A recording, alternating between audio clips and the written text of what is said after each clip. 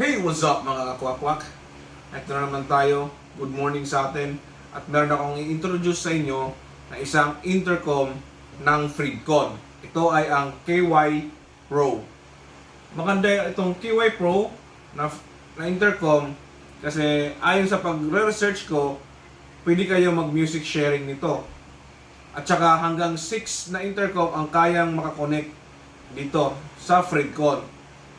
Ang description pala ng store ng nabili ko to sa Shopee, ilalagay ko na lang sa description. Kasi ito sila yung pinakamurang nagbebenta ng intercom. Pero pwede din yung i-search sa iba, makita nyo, i-compare nyo. Pero para sa akin, ito yung pinakamurang intercom na nabili ko sa store na yon. So dito tayo sa specs nito ng Freedcon KY Pro. Ito ay may Bluetooth na 5.0, group intercom, up to 6 intercom. Tandaan nyo, up to 6 intercom. 3D surround sound. Advanced noise control. Pinakagusto ko kasi syempre, pag mga nag-drive tayo ng motor, medyo mabilis na. Yung hangin, yung whistle ng hangin, pwede niya malesen man o matanggal. Pwede itong gamitin habang naka-charge. Music sharing, ito nga sabi ko kanina. Pwede kayong mag-music sharing sa intercom na to. Waterproof, voice command na rin. Pwede nyo i-pair sa phone nyo. And then connect to common headset. At saka isa rin na gustuhan ko nito, kasi pwede kayong mag-connect sa ibang intercom, ibang brand. As long as yung ibang brand, yung ibang intercom, pwede rin makakonect sa ibang intercom. So, buksan natin kung ano yung laman ng box ng intercom na to.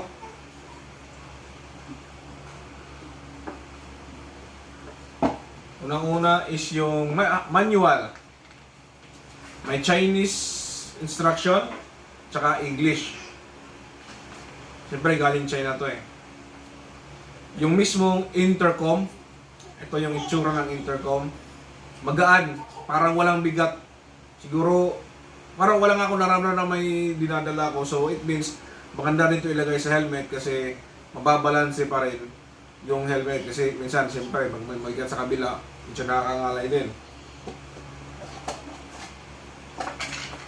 At saka ito na yung mga accessories. Saan natin to?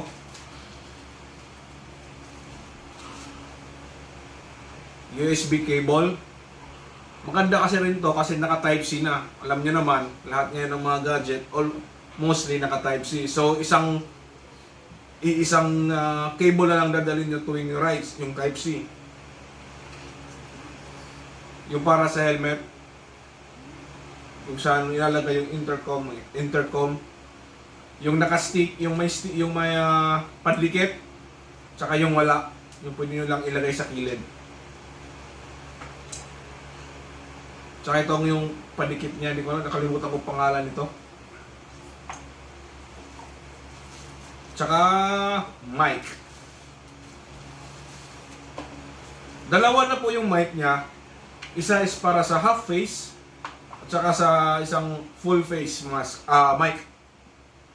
So less than 3,500 pesos, meron ka ng magandang intercom. Dalawang mic na. May pang half face, may pang full face, charger, tsaka yung intercom mismo. So, na-try ko na to kasi tinest ko muna pagdating kasi para kung may sira o ano, pwede ko may sauli agad sa seller. Pero nung na-try ko, legit naman, gumagana, maganda yung sounds. Pero hindi ko pa ito nasusubukan sa rides kasi wala pa akong oras mag-rides. Kakauwi ko lang, galing trabaho sa barko. So, family first muna, kaya hindi ko pa na-try. Pero sinubukan na namin to ng misis ko. Pero malapitan nga lang kami. Tinry lang namin kung gumagana talaga yung mic.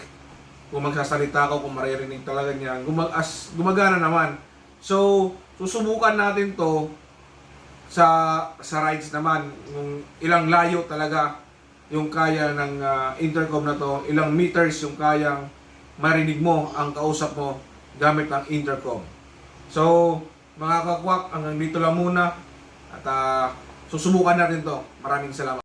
Huwag niyong kalimutan mag-subscribe, like, and click the bell button para lagi kang updated sa mga videos.